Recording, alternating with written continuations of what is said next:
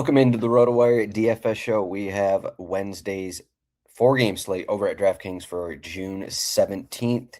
We got the England slate. We got the Cristiano Ronaldo slate. I'll be diving into the lineup, set piece takers, the odds, anytime goal scorer odds, and some thoughts on lineup construction and a little bit of everything else. RotoWire.com/soccer, RW Soccer. That's 35% off your first payment over at the site. You can get into these cheat sheets, you can get stats, you can get a little bit of everything. You can get access to our Discord as well, rotowire.com/chat.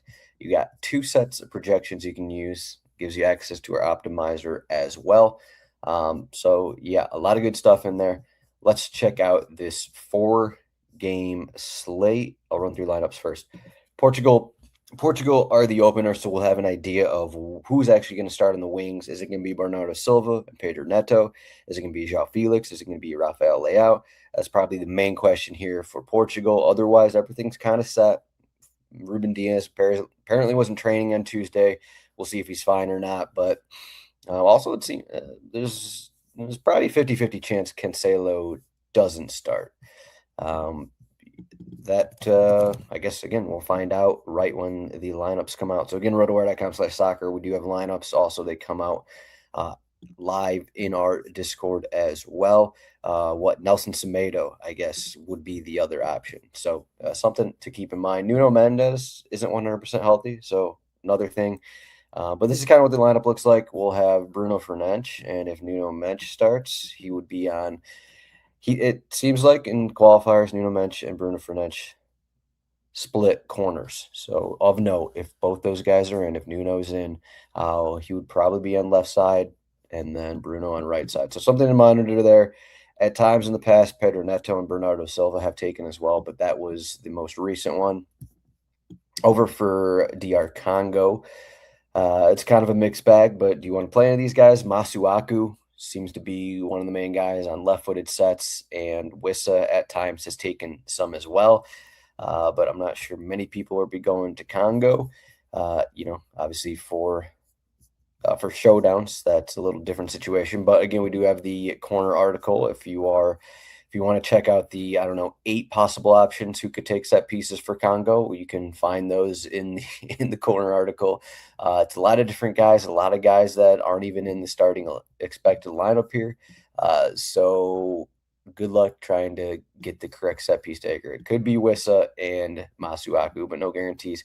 England, it seems like we got the rumor lineup out here. Saka not going to start, Madueke and Gordon on the left side. And that's kind of it. We'll see if Mark Gahey's actually benched here. Set pieces we'll see if it's actually going to be Declan Rice and Madueke. Saka starts, Rice and Saka. That would be the corner takers. And then Reece James comes in and free kicks as well. Possibly relevant. Croatia, this is kind of what the lineup, maybe a couple changes here and there, but this is kind of their group. Maybe a different change at center back, kind of a thing. Modric, Perisic expected on the corners and set pieces. Again, we've been talking about these guys for years. They've been around for a while. This is kind of the same group of guys for Croatia. Ghana are the funny thing about, I was looking at this match, Panama are like 34 in FIFA rankings and Ghana are 73 in FIFA rankings. And who is the favorite? Ghana is the favorite. So okay, FIFA rankings. I don't know what's going on there. Set piece wise, Jordan Ayew could actually have every corner for Ghana. Again, when we've thought this in the past, that really hasn't been the case. So I don't want to guarantee anything. But we do. There just really hasn't been many situations where.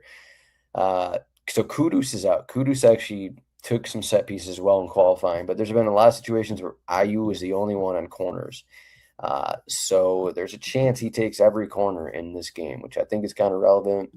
Mensah, maybe, I don't know, maybe Semenyo comes in. He'll probably take free kicks. I don't think that one's crazy to think, but a lot of the prior numbers point to simply just Ayew on every corner. You can do the research yourself, but that's kind of what it looks like. We'll see if that's how it plays out. Panama, a little different situation. There's another situation where it could be a lot of guys here. Murillo and Davis, the two wing backs, are expected to be the top guys, though. We'll see if Carrasquilla actually starts. He picked up a muscle injury in qualifiers. So if he starts over like Godoy or something like that, or Martinez, then that would probably mix up some corners here and there. I think Davis, I'm assuming here, would be the left-footed guy. And this is Jose Luis Rodriguez, not Thomas of the next match. He also actually takes set pieces if it comes to it, but he's further down the list. Uzbekistan, good luck with this one. I think Feyuzelev is their would be the first one on. Shukurov right here as well. Iskandorov not in our projected lineup.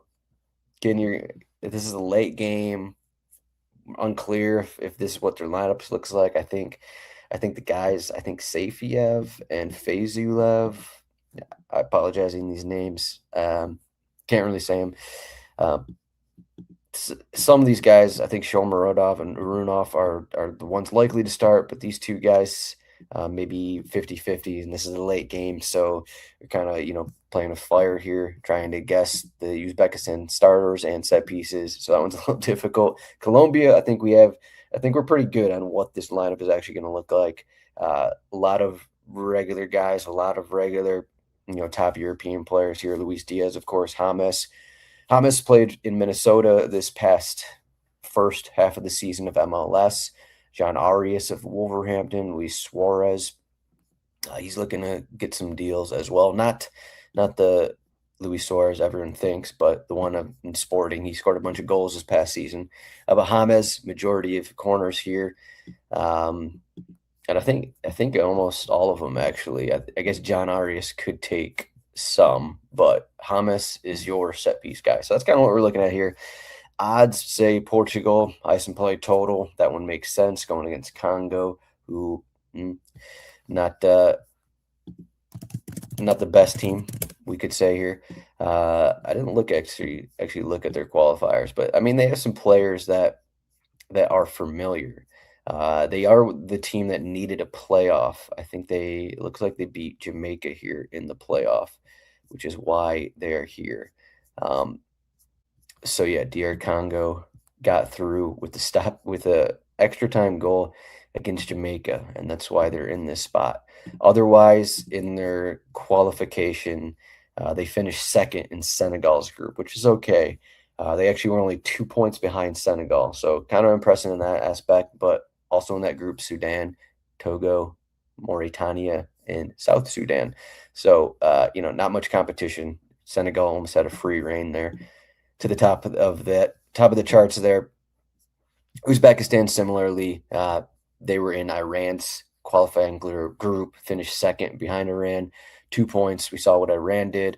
Also in that same group, Qatar finished way back. Not sure what happened with them with qualifying, but they still got here.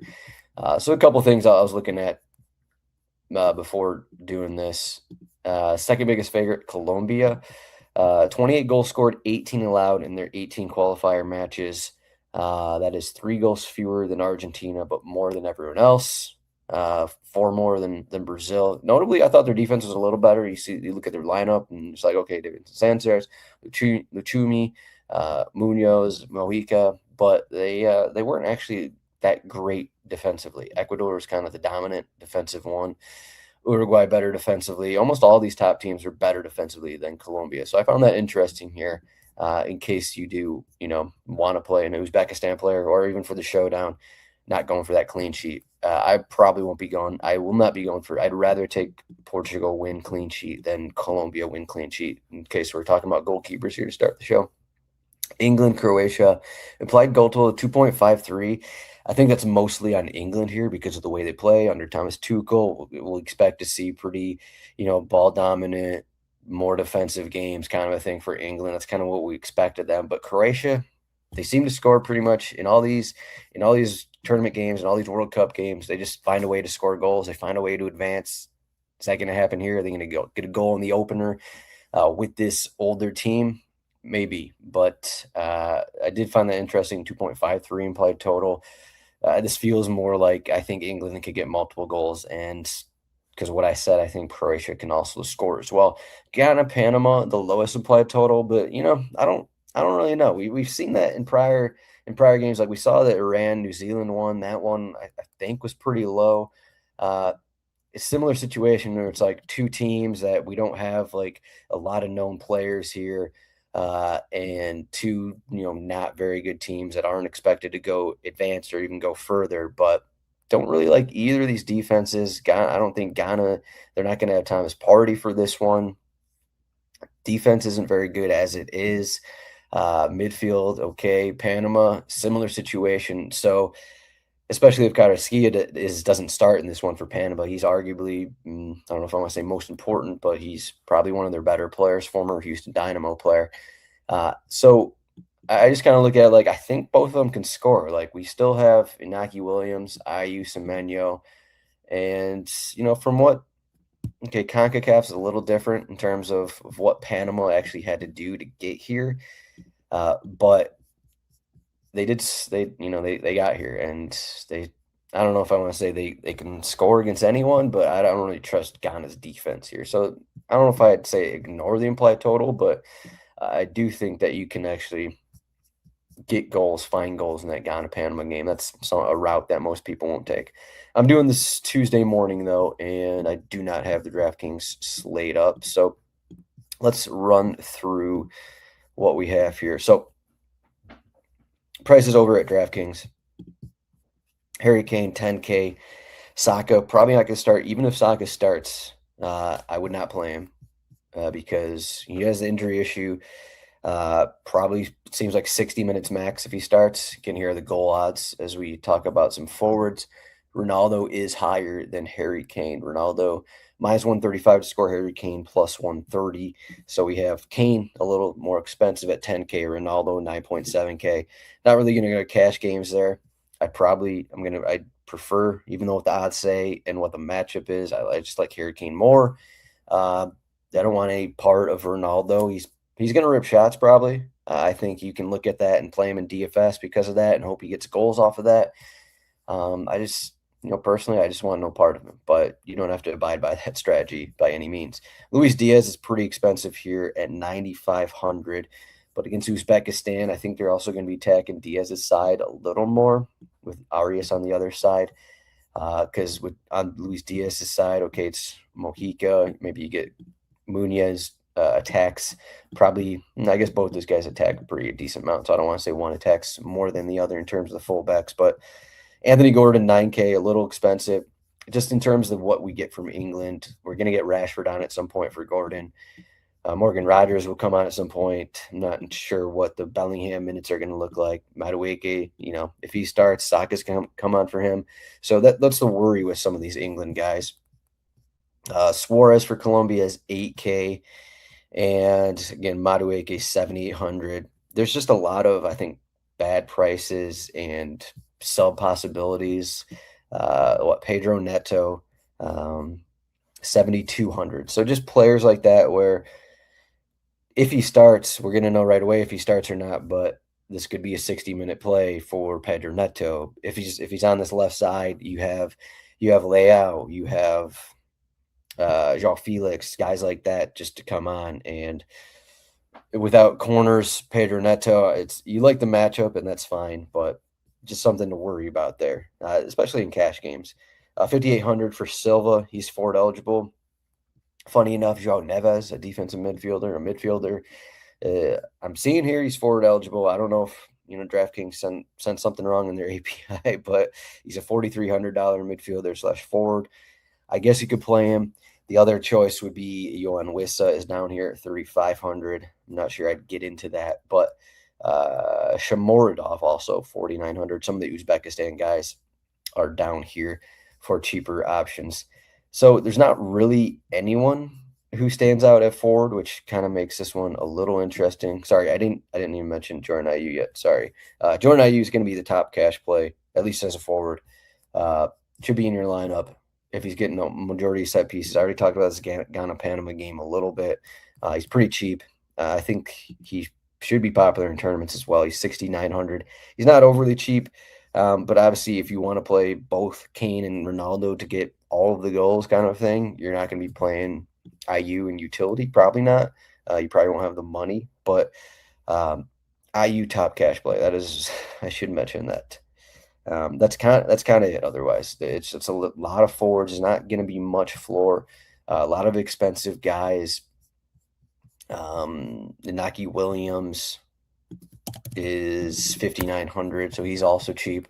So if you don't want to play one of these more expensive players like Inaki Williams for 5,900, again, it's not like this matchup is bad.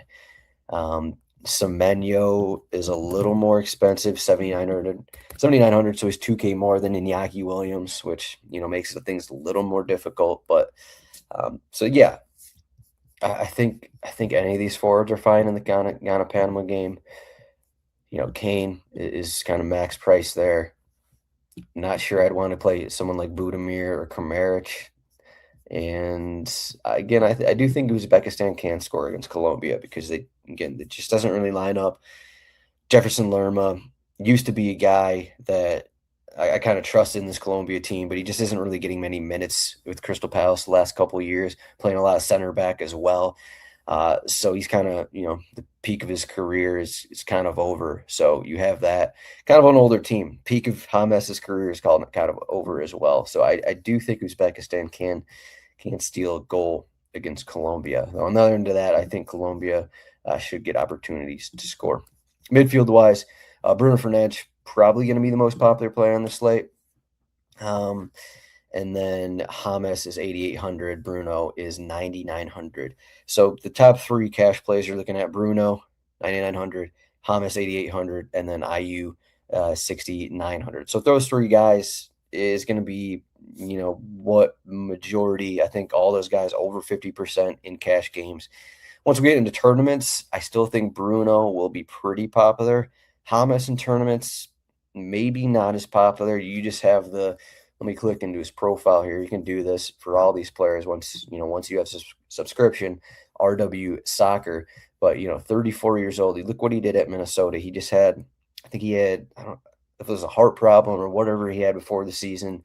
I think it was in friendlies with Colombia actually. But you look at it, 194 minutes with Minnesota, missing games, and his starts max 63, max 64 minutes. Like, this is not a guy who's going 90 minutes. So if you were to drop any of those three guys from your cash lineups, it'd probably be James. You could probably go some other routes here. Declan Rice is 77. He's going to have set pieces majority. You could argue there for England. A little expensive here for Declan Rice, but you are getting set pieces. He does play a little further back than someone like James, so you do have that to worry about. But if you're like, okay, James, 60, 70 minutes, 34 years old. This isn't peak James kind of a thing. And fade him, you could do that, but I'm not sure that's the route I'm going to take just because of what we've seen in the past from James in World Cups, in competitions with Colombia. He just plays such a big role with this group that it's really hard to fade. He's a guy, like we saw Pedri get a 20-point floor the other day. Like, he's a guy who could have the 20-point floor. And he's created some magic as well in past World Cups. So that's my thought process here on what we have for the midfielders. Otherwise, in terms of the guys I haven't talked about, like 6,400 is too much for Elliot Anderson, 6,700 too much for Vitinha. Then we get into Modric, 6,200. That'll be a cheaper route if you want to fade one of those more expensive guys. But again, you're against England here. Underdog, Modric, last World Cup, 6,200. It's a good price, but I think, I guess the price makes sense in this matchup. Not sure I'd go there.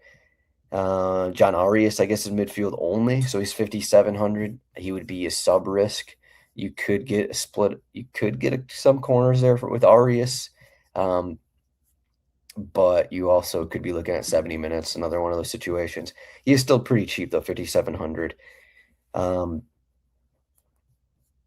Okay, yeah, Nico O'Reilly still listed as a midfielder, even though he's a left back for England. So, yeah, that's what we got in with Manchester City. Nico O'Reilly's 5,500.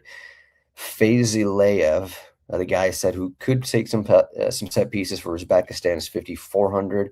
So now we're getting to the range of this is the late game. Maybe if a Zulav doesn't start, maybe you have some extra money for Arias, something like that. If you want to, play it a little risky, like in that range, Jose Luis Rodriguez, 4,700, interesting tournament play, just in terms of a Panama goal scorer there in their attack. Carrasquilla, if he starts, 4,100, could take a split of set pieces for Panama. Could be interesting there. So you got a couple guys like that. Um, and then a lot of cheaper guys and don't really have too much interest. You have some wingers, like if I mentioned Safiyev for Uzbekistan, possible wing back 3,100, getting down to those situations. So I think midfield's going to be dominated by pretty much those expensive guys down to Modric. Arias maybe will get some looks as well. I think that's kind of what you're looking at because we just have Bruno, we just have Hamas, we have Declan, we just have these guys who are going to draw a lot of ownership on some of these on most formats here. So I think most of the midfield is going to be kind of dominated there. So I think people will be maybe looking to spend down a little bit. I wouldn't be surprised if they actually try and João Neves try and make things happen as a midfielder in the best spot in the slate. That isn't a surprising thing. People will take that route.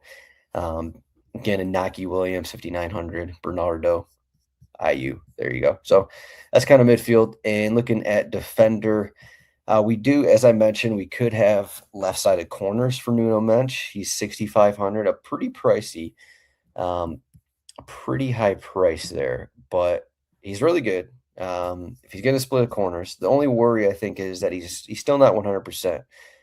In their last friendly, I think he came on at 45, then subbed off a planned sub off at like 80 minutes or something. So obviously for 6,500 defender, you do want 90 minutes. So that'll be something, you'll have to decide there. Reece James, 5,900, pretty good price. We get some free kicks. It is against Croatia. You're not getting corners though. So you're probably not getting corners, I should say. It doesn't seem like it, at least with Declan Rice, Madueke, and Saka. So that is kind of the downside there of Reece James at 5,900. Cancelo, a good tournament option for upside. He's always in play for upside. Again, you just hope that he starts. If he starts, he goes 90. Mojica is a guy who gets forward. Everyone loves playing Danny Munoz, especially me. Crystal Palace, pretty good spot for him.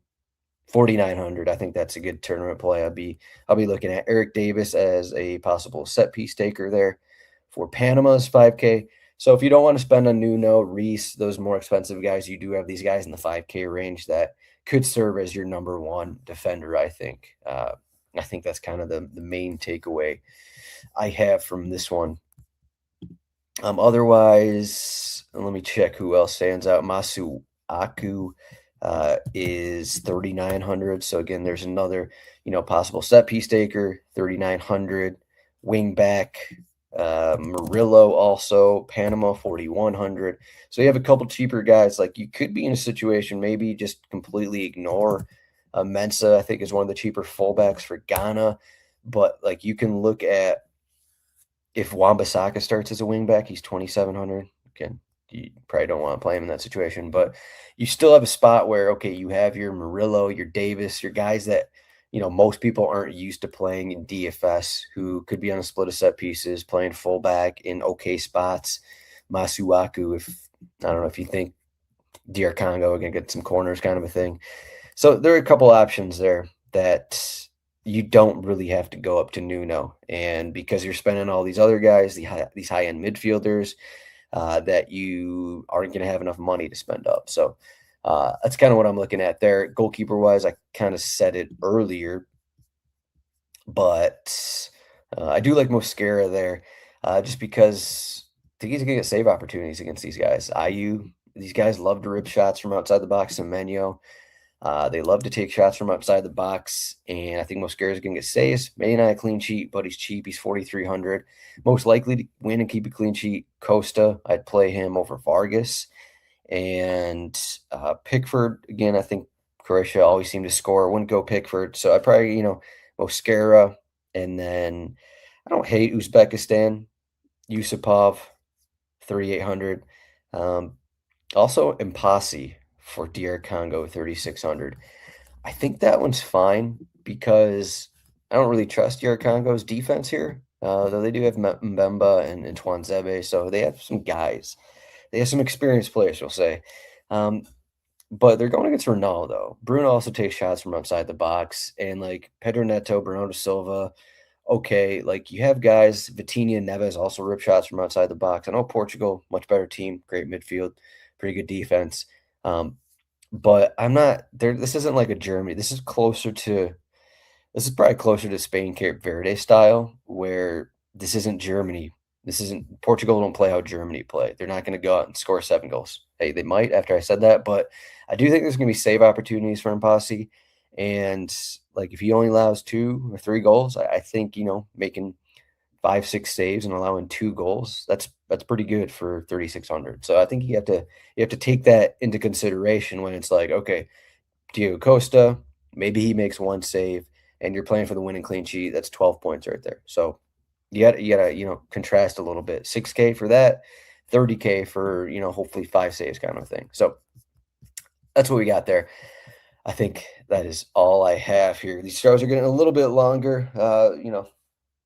I think this is the final day of the first game of group stages. So we'll have a little bit more information in the cheat sheets and a little bit more information to work on going forward. But that's what I got for this show for Wednesday, June 7th. Do I have a favorite play on the slate? I kind of, glossed over Luis Suarez a little bit. Always these late game players are kind of overlooked a little more. So any of these guys I think are interesting. Mojica, Munoz also. I think those guys are pretty interesting. And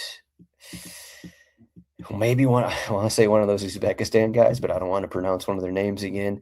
Again, I also, think we can get goals. I don't really know too much about the attack here for Panama. I mentioned Jose Luis Rodriguez, Ishmael Diaz here, and then Waterman. We'll see if those guys start, like the wing backs as well. I think we're gonna get. I think there could be goals in that one. So I know people are going to be leaning on the known Portugal, England guys. I think you can get. It's easy to get different on this slate, especially with the late game. If you can pinpoint some things there. But rotowire.com/chat, get in the Discord, RW Soccer, 35% off your first purchase. Rotowire.com/soccer. Check it out. Make sure to give it a like, thumbs up on this. And again, subscribe. All these videos, again, planning 5 p.m. Eastern or so, they're going to come out on our YouTube channel, same time as what the article is going to come out. That's what we're doing. I'm not getting tired yet. Are you?